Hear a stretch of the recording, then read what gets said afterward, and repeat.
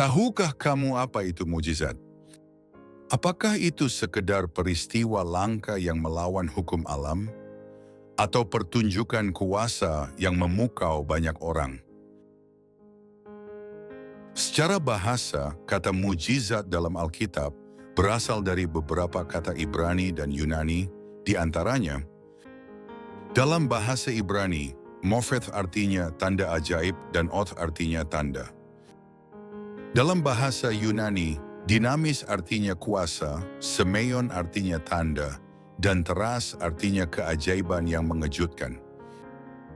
Mujizat bukan sekedar kejadian aneh atau menakjubkan, tetapi merupakan intervensi Allah yang bertujuan spiritual, bukan hanya untuk kekaguman manusia.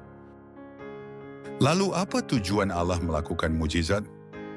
Berikut adalah beberapa tujuan Allah melakukan mujizat menurut Alkitab, yaitu: pertama, menyatakan kuasa dan kemuliaan Allah. Mujizat menunjukkan bahwa Allah berdaulat atas alam, penyakit, maut, dan roh jahat. Ketika Musa mengangkat tongkat dan laut terbelah, itu bukan sulap, itu bukan demi sensasi. Itu adalah tanda bahwa Allah hadir dan berkuasa. Mujizat dalam Alkitab selalu punya tujuan, selalu membawa pesan, dan selalu mengarahkan kita kembali kepada Tuhan. Kedua, membuktikan keabsahan utusan, nabi atau rasul Allah. Sebagaimana Musa di hadapan Firaun yang tertulis dalam kitab Keluaran pasal 7-11, atau para nabi dan rasul yang melakukan tanda-tanda untuk membuktikan bahwa mereka diutus Allah. Ketiga, membuktikan Yesus sebagai Mesias dan Anak Allah. Yesus melakukan banyak mujizat untuk menyatakan bahwa Dia adalah Mesias yang dijanjikan dan firman Allah yang telah menjadi manusia. Yesus memberikan bukti bukan sekedar kata-kata atau klaim-klaim palsu.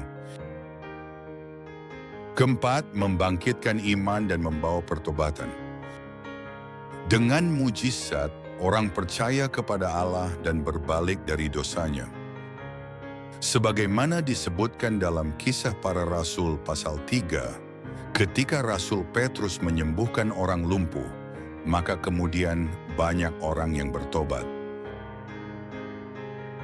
Kelima, menyatakan belas kasihan dan kasih Allah. Banyak mujizat dilakukan Yesus seperti penyembuhan dan pemberian makanan, lahir dari belas kasihannya terhadap orang yang menderita. Ketika Yesus menyembuhkan orang sakit, Ia tidak hanya memulihkan tubuh, Ia menyentuh hati yang hancur. Yesus mengangkat martabat manusia yang direndahkan. Ia menunjukkan Allah peduli. Yesus pernah berkata, "Jika kamu tidak melihat tanda dan mujizat, kamu tidak percaya."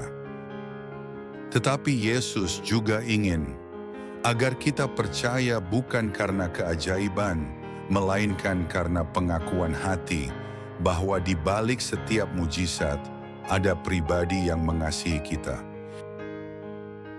Mujizat terbesar bukanlah laut yang terbelah atau orang mati dibangkitkan. Mujizat terbesar adalah salib dan kebangkitan, ketika kasih menggantikan kutuk dan ketika hidup mengalahkan kematian.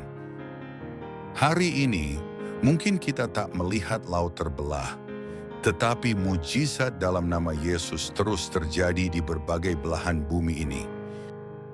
Kita dipanggil bukan hanya untuk menyaksikan mujizat, tapi juga menjadi bagian darinya, karena sampai hari ini mujizat itu masih ada.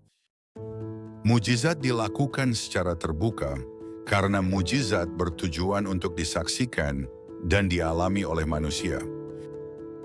Oleh karena itu, mujizat tidak mungkin dilakukan di tempat tersembunyi, apalagi tanpa ada yang menjadi saksi. Apa mujizat yang pernah kamu alami atau kamu saksikan? Kamu dapat bagikan dalam kolom komentar. Tuhan memberkati.